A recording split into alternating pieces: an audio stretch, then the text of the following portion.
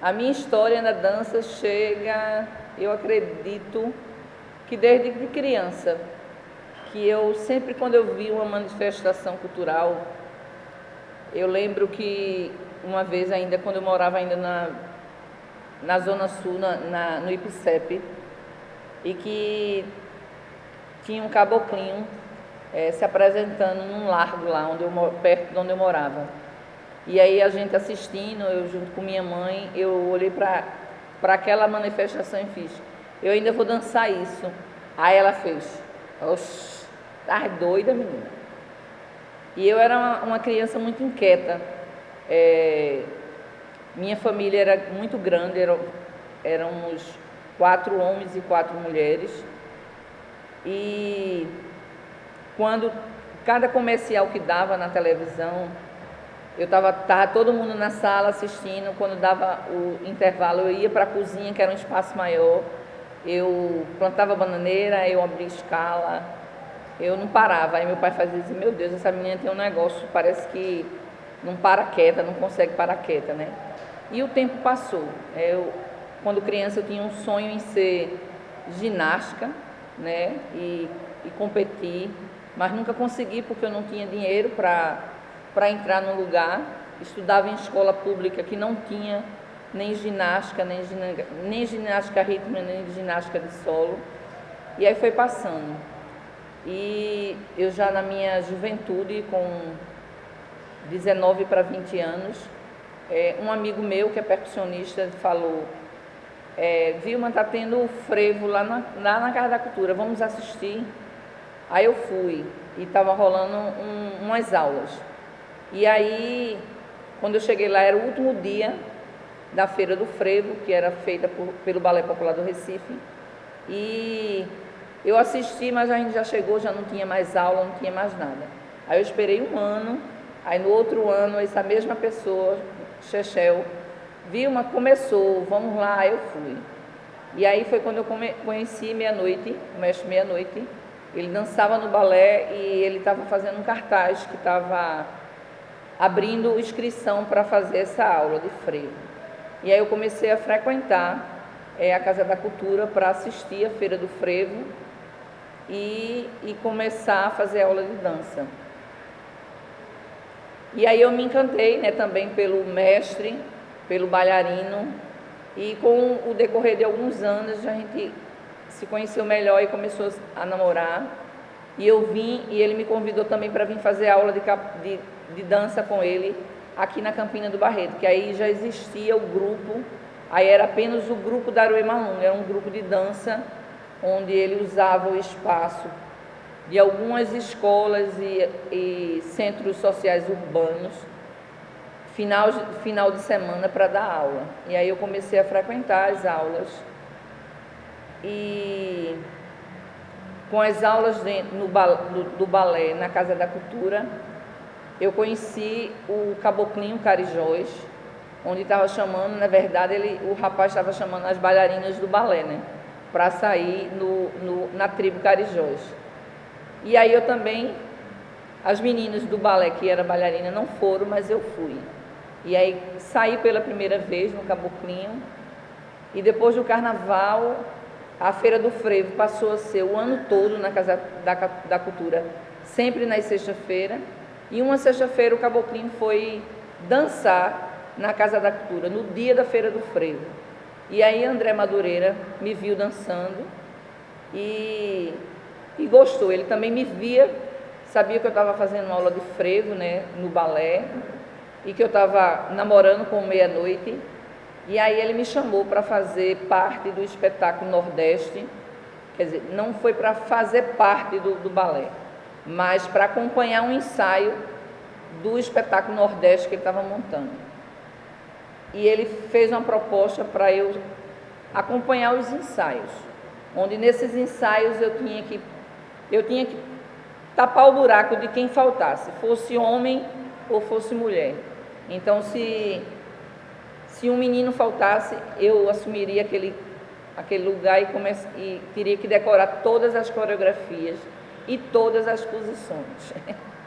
E aí eu topei, eu não pestanejei, eu queria muito entrar. E no decorrer do tempo eu terminei ficando. Eu fui chamada, foi eu e mais 2 pessoas, as 2 meninas desistiram, eu continuei.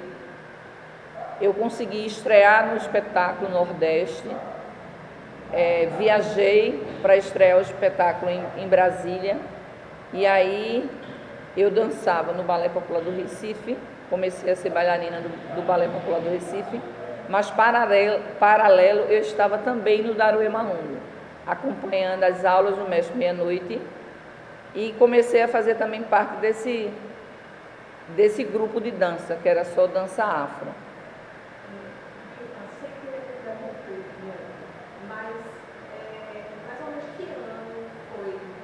História, você começou a ter aula de frevo lá na Casa da Cultura? 87 eu viajei, foi mais ou menos em 85. 84 para 85. E foi nessa época também que você que eu vim para o Daruê Malungo e me tornei, a gente tornou-se um casal, né? A gente foi morar junto. E como foi que o Daruê deixou de ser só apenas um grupo de dança, né? Aí em 87 a gente viajou com o Balé Popular do Recife para a França, e quando voltou a gente juntou dinheiro para construir.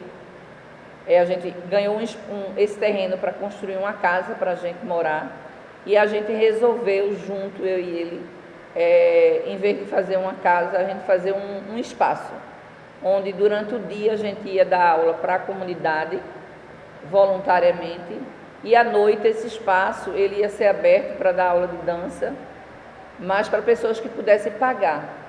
Ele já dava aula para psicólogos, pessoas que iam para a Casa da Cultura fazer aula de capoeira com ele. Então a intenção era trazer esse pessoal, em vez de usar o espaço da Casa da Cultura, usar esse espaço do Daruê Malungo. Mas só que a comunidade de Chão de Estrela não era como é hoje, que tem asfalto, uma melhor iluminação, transporte mais fácil de ir e vir. Então não tinha nada disso. Era um descampado, uma área muito grande descampada, longe de paradas de ônibus. E aí não rolou, ficou só o trabalho voluntário durante a manhã e tarde. E aí, quando a gente veio para aqui, a gente também sentiu a necessidade. As crianças que a gente começaram a atender, a gente descobriu que essas crianças elas não sabiam nem ler nem escrever. Então a gente deixou de ser apenas um grupo de dança para se tornar um centro de educação e cultura, Daruê Malungo. Que aí foi quando a gente, em 88, a gente começou a construir a sede com os nossos próprios recursos, e só em 90 a gente realmente se tornou uma ONG. A gente tornou-se assim uma pessoa jurídica, né? Poder apresentar projeto, poder tentar buscar recurso para tocar o trabalho. Qual foi o primeiro grande espetáculo que vocês montaram? Como foi que vocês se apresentaram com esse espetáculo? Nosso primeiro projeto de um espetáculo, realmente, a gente já fazia pequenos espetáculos. A gente tinha aqui no espaço, esse salão, a gente costumava todos os sábados abrir ele para apresentar para a comunidade e para os pais dessas crianças o resultado do que elas faziam durante o dia a dia. Então, todo sábado a gente tinha espetáculo aqui aberto, voluntariamente, a gente não cobrava nada de ninguém, e as crianças se apresentavam com danças populares e danças afros. Então, no decorrer do tempo, a gente viu que a gente tinha capacidade de montar um espetáculo. E aí a gente resolveu chamar esse espetáculo No Jogo da Dança, onde a gente conseguiu apoio financeiro para montar esse espetáculo, e a gente fez uma temporada de um mês dentro do Teatro Armazém 14, dia de terça-feira, onde durante um mês a gente lotou o Armazém 14, numa terça-feira, que foi logo quando iniciou a ter a Terça Negra, onde a comunidade negra e a população da cidade toda se dirigia para essa Terça Negra, e coincidiu que o dia que a gente conseguiu espaço nesse teatro foi nas terça-feiras. Então, o teatro lotava, com o nosso povo negro assistindo o nosso espetáculo. Do nosso espetáculo, eles iam para a Terça Negra. Mas a gente conseguiu, durante um mês, lotar todas as noites o Teatro Armazém 14, com o espetáculo no Jogo da Dança. Com esse Jogo da Dança, a gente se apresentou no Festival de Inverno de Garanhuns. A gente participou do Festival de Dança da cidade do Recife. A gente se apresentou em alguns hotéis, em eventos que a gente era chamada, e a gente foi premiada no Janeiro de Grandes Espetáculos com a melhor coreografia de dança afro. De onde veio a inspiração quando vocês começaram a pensar e a montar esse espetáculo? Olha, a força e essa inspiração, ela veio do dia a dia da gente, dessa história da gente estar aqui todos os sábados se apresentando. Uma pessoa muito importante que fez a gente dar esse estralo, que a gente poderia ser sim uma companhia de dança e deixar de ser sempre só aquele grupo de dança da Aroê Malungo, foi uma pessoa que já nos deixou, que foi Chiro Dance, que era uma pessoa que fazia esse movimento de dança na cidade. Ele foi o criador do Festival de Dança da cidade do Recife. Ele estava à frente desse evento. E ele foi que nos convidou, pela primeira vez, para participar de um evento de dança na cidade. A gente costumava se apresentar em escolas, em feiras, na comunidade. A gente não se apresentava em teatro. Então, quem deu essa primeira chamada, esse convite para que a gente se apresentasse num festival de dança, foi Chiro. Então, e a gente só apresentou uma coreografia. E quando a gente apresentou, a gente preparou essa coreografia de dança afro para se apresentar. E a gente viu o nosso potencial, o resultado dessa plateia, a gente disse, não, a gente agora adentrou nesse palco e a gente não vai querer mais sair. E aí foi quando a gente acordou, e aí a gente teve pessoas que nos ajudou, fez projeto para a gente, e a gente conseguiu aprovar esse projeto e fez o No Jogo da Dança. No Jogo da Dança foi que ano? Eu acho que foi 90, se eu não me engano. Eu preciso confirmar isso para poder vocês colocarem. Aí depois eu posso ver. Mas a gente tem como até uma concordância, ele tem muito material, já tem as datas, por 90, eu queria que tivesse uma dúvida. Sempre a importância de Chiro para a dança em Pernambuco é muito grande, porque ele abriu diversas portas para os grupos, e eu me lembro de uma fala, que ele trouxe a dança afro numa outra roupagem. Por quê? Fala por quê? Porque quando na realidade a caixa cênica do teatro, ela não é. A gente está acostumado a dançar afro em arena, né? Circular e tal, na rua, no espaço de rua. E quando você olha para a caixa cênica do teatro, você tem outro formato, não é isso? Sim. E aí eles falavam muito de Chiro ter proposto isso para os grupos. Como é que é isso para você? Foram os grupos que propuseram para Chiro ou Chiro provocou os grupos de dança afro? No caso do Daruê, eles nos convidou para a gente estar nesse espaço. E para a gente, assim, Foi muito bom, porque a gente pôde levar o nosso trabalho para o teatro, para a caixa cênica, sim. Isso não, para a gente isso não afetou e não descaracterizou, entendesse? Eu acredito que até hoje foi o produtor que deu oportunidade tanto à dança afro como à dança popular. Hoje o que é que a gente tem em festival de dança na cidade? A gente só tem contemporâneo. Você não vê um grupo de dança afro. Alguns grupos de dança popular ainda conseguem estar lá. Mas os grupos de afro da cidade, eles sumiram da cena dos festivais de dança dessa cidade. Então, na minha opinião, Vilma Carijós, ele nos faz muita falta. Ele nos levou sim para essa caixa cênica. No caso do Daruê, ele não, de caso nenhum, ele descaracterizou. Ele aceitou o que a gente levou. E nem por isso a gente também deixou as arenas, não. A gente não saiu da arena para ir simplesmente e se tornar um grupo só apenas de caixa cênica, de teatro. Não. É importante sim a gente estar na caixa cênica, estar nos teatros da cidade, nos melhores cidades das cidades. A gente precisa mostrar o nosso trabalho. Mas isso não nos afastou da nossa arena, não. O Daruê continua aqui. Ainda continua sendo essa arena. Tanto é que nosso palco, ele é em círculo.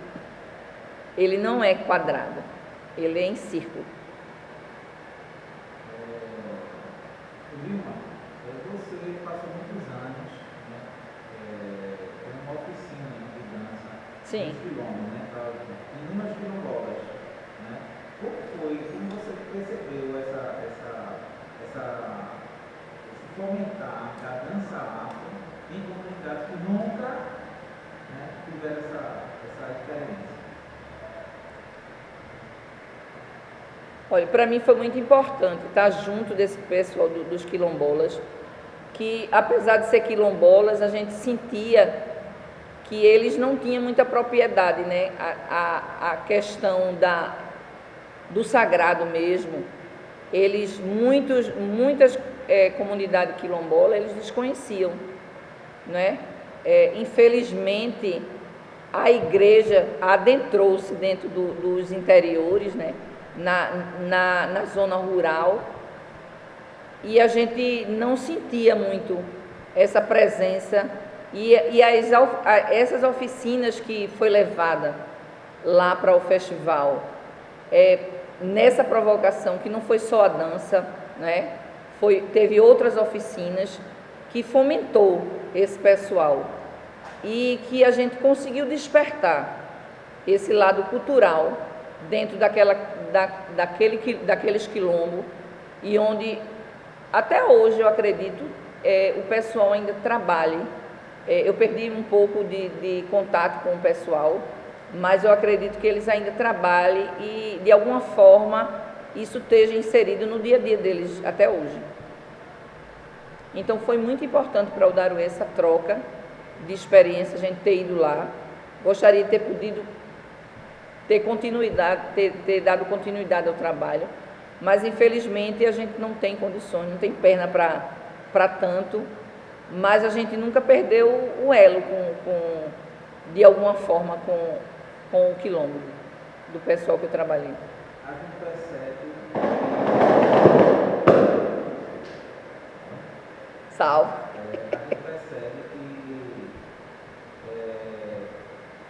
a áurea que envolve o Daruê, né, tem uma áurea assim, de mística também, né? Sim. A organização daqui dá essa impressão, né? Como é essa relação, né, do sagrado africano, do sagrado afro-brasileiro com o Daruê? Bom, a gente, enquanto instituição, existem algumas normas, né, de estatuto, e o nosso estatuto ele é bem antigo, é de 90, e que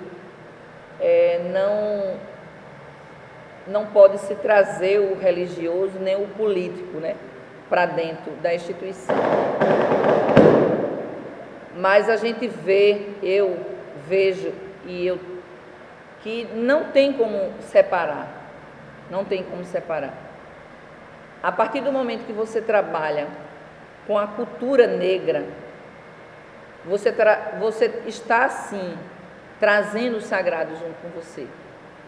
A gente não traz o religioso propriamente para as crianças, mas de alguma forma a gente também fala com elas sobre isso. Hoje mesmo eu dei uma aula onde eu estava trabalhando a afoxé.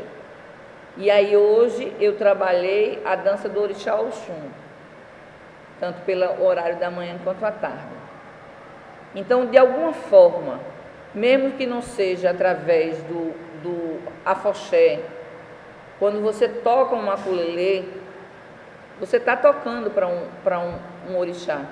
Os movimentos que você faz na dança, que você usa o seu corpo para trazer esse movimento, você está trazendo o sagrado junto. A gente só não gosta de deixar isso que se misture, porque eu acredito que o religioso é o religioso, o sagrado é o sagrado e o profano é o profano. A gente precisa, eu acredito que a gente precisa manter um respeito com o sagrado. Não é sempre que o sagrado ele não pode ser jogado de qualquer forma para uma cena. A gente tem que ter esse cuidado, o tratar com o sagrado de uma forma mais respeitosa, para que não venha ferir o sagrado diante do profano, quando você leva para a dança. Queria que você falasse para a gente agora, a gente é particular, mas particular da sua formação. Quais são os elementos? Porque aqui você tem o maracatu, eu queria que você falasse também de maracatu, falasse do bloco afro, dos dois, mas que você relacionasse também aonde é que você pesquisa. Quais são as suas fontes? Onde é que você foi buscar? Você vai até outros grupos, você pesquisa na internet, você assiste vídeos, você visita terreiros. Quais são os elementos? Aonde você vai buscar a sua formação, a informação do grupo? Quais são as suas fontes? Bom, eu não tenho formação acadêmica, eu só fiz até o ensino médio. A fonte que eu uso, que eu costumo pesquisar em internet, a gente, por exemplo, o Bloco Afro, hoje a gente tem um coletivo de blocos afros, onde tem alguns blocos afros que se juntam, se conversa, troca ideias. Então a gente tem também, a gente procura a internet, busca outros grupos de música, através da internet, de CDs. O maracatu, a gente logo no início, a gente levava os meninos para alguns maracatus. A gente visitou o Estrela Brilhante, a gente visitou também o Elefante, que é aqui próximo. Então a gente saía com as crianças por aqui, andando. Meia-noite levava os instrumentos no carro e eu ia andando com as crianças. E lá a gente trocava essa experiência da prática, né? Vendo os mais velhos tocando e eles aprenderem também. E aí chegava aqui e a gente ia repassando um para o outro. A companhia também, um grupo que a gente pesquisou muito foi o grupo folclórico da Bahia. A gente assistiu muito, logo no início da companhia a gente assistia muito os espetáculos pela internet. A gente procurava dos grupos e também de grupos africanos, né, que a gente botava lá na internet dança, aí a gente procurava e assistia, ver os movimentos. Então foi mais ou menos assim que eu trabalho. Eu até separei algumas perguntinhas aqui sobre a marca. do Daruê? Quem desenvolveu a marca? Essa marca que você está utilizando? A máscara, né? Da Bom, máscara. a máscara tem uma história, né? Lá atrás, a gente teve uma pessoa que veio aqui nos visitar, conheceu o espaço logo no início, que foi Jorge Moraes, que é um dos fundadores do Afoxé Alafim Oyó, que também já se foi, né? E aí ele criou uma máscara. E ele é parecida com essa, é quase essa, mas não é essa. E que a gente ficou usando essa máscara durante o tempo. E aí o tempo foi passando, a gente foi usando outras coisas, mas essa máscara sempre ficava guardadinha ali, né? Inclusive a gente tem ela em cimento aqui do lado de fora. E aí, há alguns anos, agora mais próximo, Orumilá fez um projeto para um evento que a gente faz, que aqui a gente chama Semana Afro do Daruê Baúna, que acontecia em mês de agosto. E a Orumilá convida, como é o nome dele? O filho de Jorge Moraes, que é design, né? Oluyá é a menina, como é o nome do menino? Eu esqueci agora. Daqui a pouco eu lembro. Aí Orumilá chama ele para a gente conversar junto e falar da história, né? Ele queria ouvir um pouquinho a história do Daruê. Aí quando ele chega, que vai conversar, aí eu começo a contar, né? Olha, teu pai fez isso aqui, ó. Aí eu mostrei. Aí mostrei a máscara que tem aí do lado de fora. Teu pai veio aqui há anos atrás, logo lá no início, que Meia-Noite fez parte de uma escola onde Tereza, que era a esposa dele na época, Tereza França, que era a Zabe, Meia-Noite deu aula há vários anos lá com ela.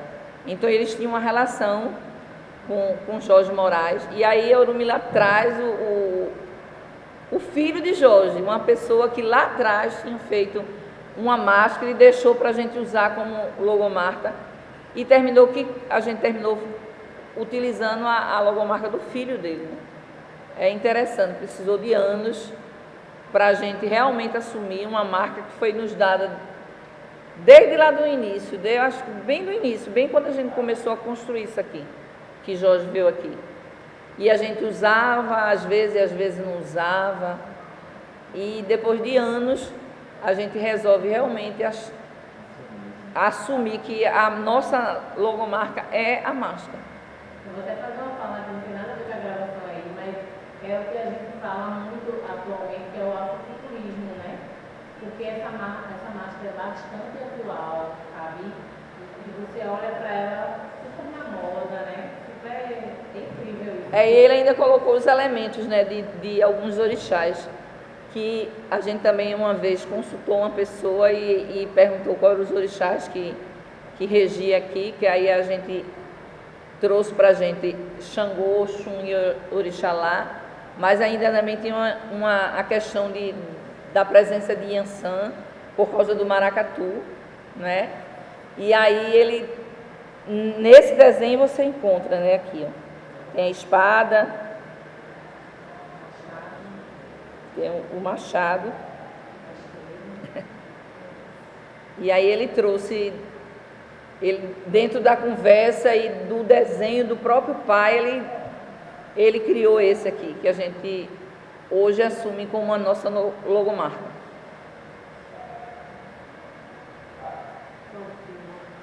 A gente agradece muito para você essa colaboração de ter estado recebendo a gente aqui hoje para ter essa conversa. É um prazer contribuir. E aí, Vilma, te dizer que essa pesquisa, ela nasceu da necessidade de minha, enquanto bailarina negra, mas não retinta, né? Porque eu sei que as meninas retintas que dançavam nessa afro nos palcos sofriam um pouco. Sim. Porque a gente sempre vivia com a dualidade de estar vendo balé, estar vendo dança contemporânea ganhar uns prêmios na frente da gente e a gente ficava. Né? E quando não são nem retintas, nem como você, nem como eu, e que nunca fez dança afro e ganha prêmio como dança afro. Eu conheço casos. É muito grave. É muito grave. Exato, ela vem trazer isso, comunicar que esses grupos produziram, eles têm processo criativo. E a gente precisa de espaço. A gente precisa de espaço nos palcos. Essas pessoas que estão no poder, que fazem esse governo, seja ele estadual, municipal ou federal, eles têm que começar a respeitar a dança. Porque quando você vai para um festival que é de rua, que é na rua, os palcos, eles são feitos só para música, para os músicos. Que a primeira coisa que você encontra em cima de um palco é uma bateria, onde ocupa a metade o meio do palco. E aí você se vira. Quantas vezes a gente já foi para festival? A última vez que a gente teve o privilégio de ir para o festival de inverno, colocaram a gente para dançar em cima de um caminhão, que o palco não tinha mais do que o início dessa madeira para essa parede. Os músicos ficar assim do lado e a gente ter que dançar nesse aqui, ó. Onde você sabe, hoje a gente está começando a tentar ver se muda, porque até porque a gente não consegue vender o trabalho, a gente não consegue circular com o trabalho. Mas uma das características de grupos afros é o quê? A quantidade de bailarinos em cena. É ou não é? É a quantidade de gente em cena.